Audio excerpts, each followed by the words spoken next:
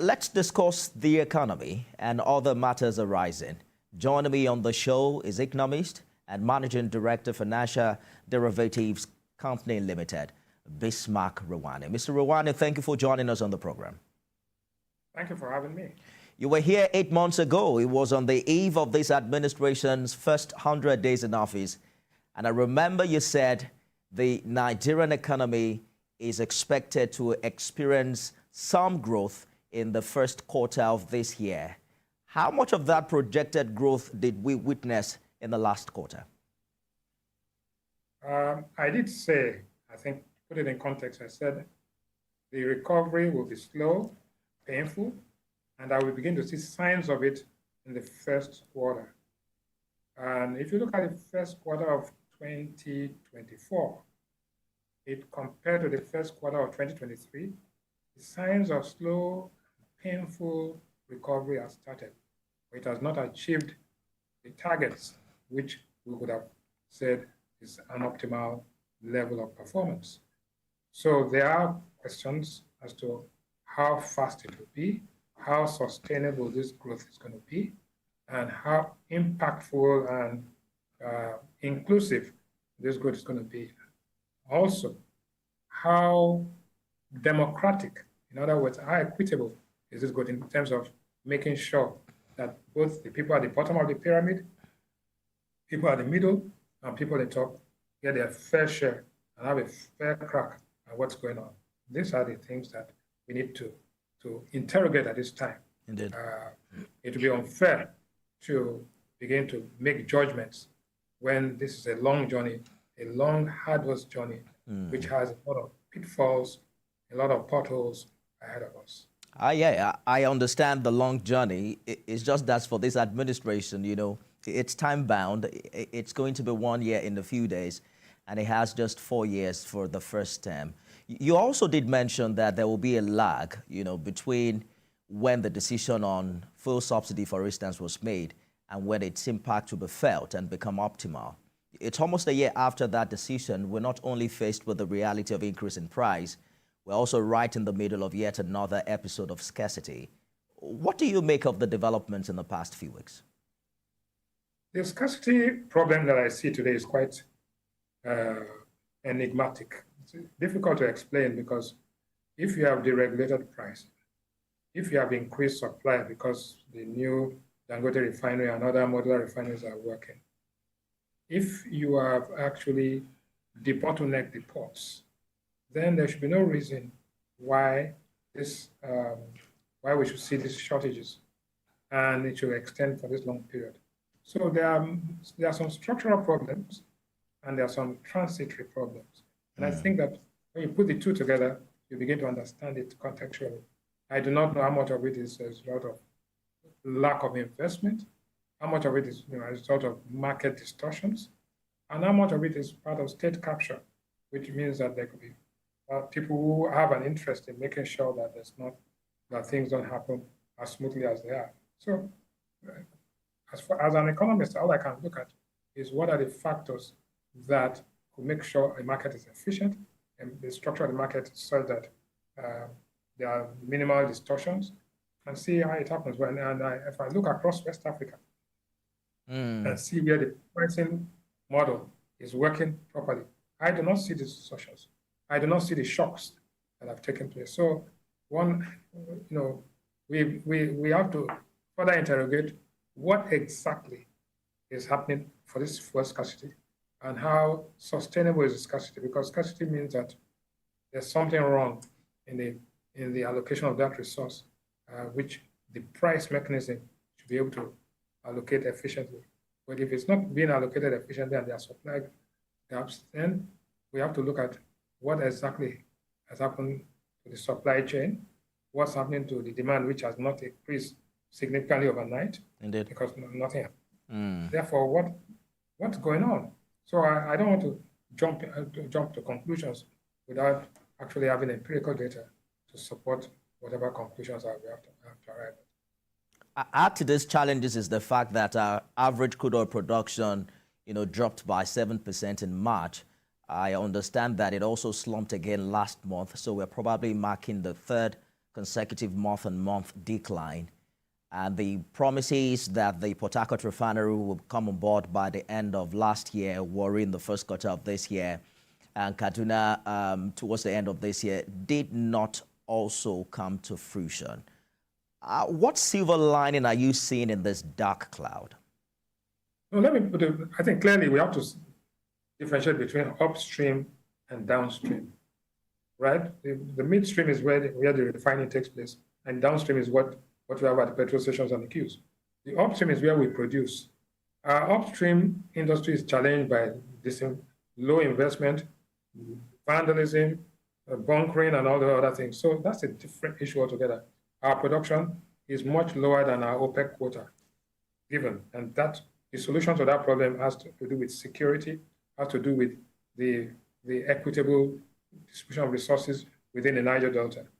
Now let's go to the midstream. And the midstream means that the refineries, the ones that we did turnaround maintenance, should have been functioning by now. We have not. That's inefficiency and poor management by the institution that is charged with it. That's a different issue. Then we have the modular refineries and the Dangote refinery. They're having difficulty getting crude from Nigeria because of the supply logistics and the payment system. What we've seen is that since Dangote came on board, and since some of the modular refineries, we are beginning to see products like diesel, products like aviation fuel, dual-purpose kerosene come into the market, and those prices are beginning to stabilize. We have not seen the PMS impact yet, because the price of PMS is determined by ICE, which is the Brent crude price. It's determined by the transportation. It's determined by what is left of the subsidy structure, because subsidy was reduced, not removed. That's my own view. And therefore, we have some of those distortions.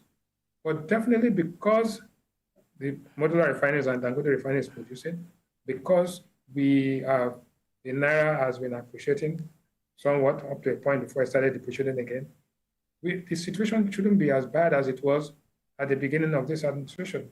And if it actually begins to reverse itself negatively, then we have to interrogate it and say exactly why is this happening. So based on all the factors that I see, things should be improving slowly. Things should not be deteriorating. And if they are deteriorating, that means there's a kink in that curve, and we want to know what is causing that kink. Again, you have said that subsidy, was reduced and not removed, and that's a position you held since, the onset of this administration. But I'm sure you also heard the former Kaduna State governor saying that we're back paying subsidy, and this time we're even paying more. Do you agree with him? No, I don't have the data, but all I do know is that if subsidy was removed, then the price of a liter of petrol in Lagos minus taxes would be the same as the price of a liter of petrol in Cotonou or in Douala and all of that. So that difference, right, means that somebody is paying more, right? It's true. The point is that if the price of crude at $83 a barrel is what it is, and when we are talking about subsidies, the price was much higher, and yet we are still keeping the same price, it means somebody is paying for the price differential. So technically speaking, subsidies are never extinguished in any market. What you do is that you reduce it, and so, you reduce it so that the impact is minimal on the bottom of the pyramid and the lowest, the widows and orphans in society. So yes, argument as to whether subsidies, a reduction in subsidy means that the disequilibrium is less than when there was full subsidy. A subsidy removal today, the fact that subsidy is removed today and the price of the commodity, that the input price changes, means that that subsidy could have returned, or actually could have been reversed. That means the people could be subsidizing the government, right? So I don't think it makes any sense to go into the technicality as to how much subsidy, because subsidies always exist. But now the question of it being reduced, if the pain has reduced, it's better than when the pain was maximum, right? The urgency with which the subsidy was removed or reduced, as you call it, came with the promise that government will now have more funds, to do the business of governance. How well has this government done, in your opinion, in injecting the revenue from fuel subsidy in an efficient manner into the economy to have so much impact, particularly in the face of the call for government intervention and palliatives? Have you seen significant investment in this regard? No, let me clarify something.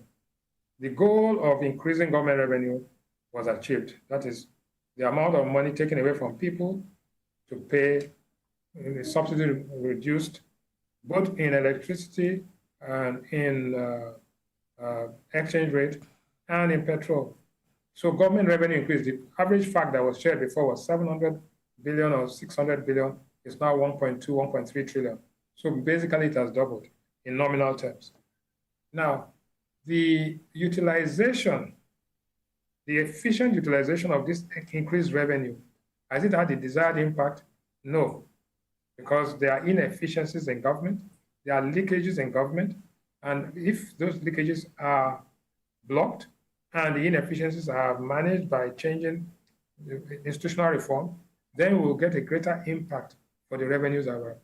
But has this revenue resolution, the problem of revenue shortfall, which has been partially resolved, has it led to growth in the economy? No, it has not, because growth in the economy is more of a function of investment and productivity. So let us be clear that the subsidy reduction was not meant to generate growth. It was meant to increase revenue. And that because government revenue has increased, the environment gets better and investors will bring more funds into the market. That is, when I talk about investors, I'm talking about both Nigerian and international investors. And that increased investment,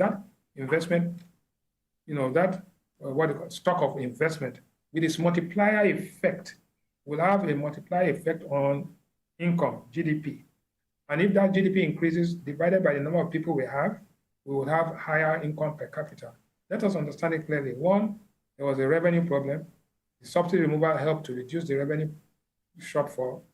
That the revenue was not efficiently managed, meant that the impact of that increased revenue was not fully felt, and that the inefficiency and leakages also reduced and actually led to some shrinkage in some areas of the economy. Now, even if you manage it efficiently, the revenue problem does not solve the growth problem. The growth problem is a function of investment savings. Now, it took about almost 7 or 8 months before the central bank now increased interest rates across the board, savings is a function of interest rates. Once interest rates increase, savings increases. Once savings increases, investment increases. When investment increases, income increases, and the economy benefits from it. So there's one, the act itself, two, the sequence, and three, the lags. That is what we're talking about. So I hope we understand it. Absolutely, I do. With the increase in revenue, tallies with the timing for the review of minimum wage, and I'm sure you've heard Labour asking for as much as 615,000 naira. We'll talk about that shortly after this break. Stay with us, everyone.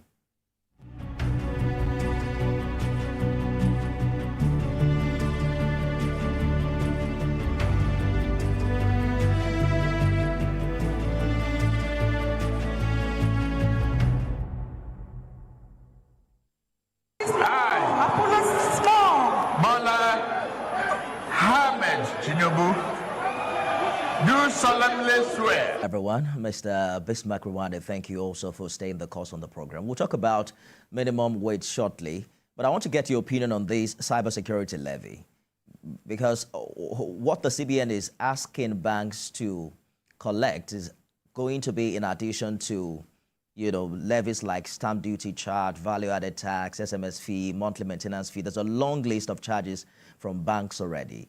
Do you think the timing is right? What do you make of this this new order? First of all, I don't think the levy is right, and I don't think the timing is right. So I think that what is the levy supposed to do? What are you going to use it to stop the hackers? You can levy as much as you want. The hackers are 2 steps ahead of us. So are you going to use that to pay? It's like saying that you increase the security vote so that you can pay ransom to the kidnappers and all that. I think that the whole idea of fighting cybercrime is a responsibility of governments and all of that. The ordinary people are already sweltering. They're under pressure.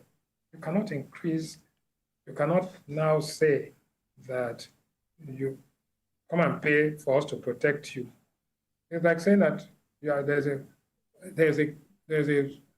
a levy to be given to the police to protect you. Part of the use of our tax is that the police are paid to protect us from crime.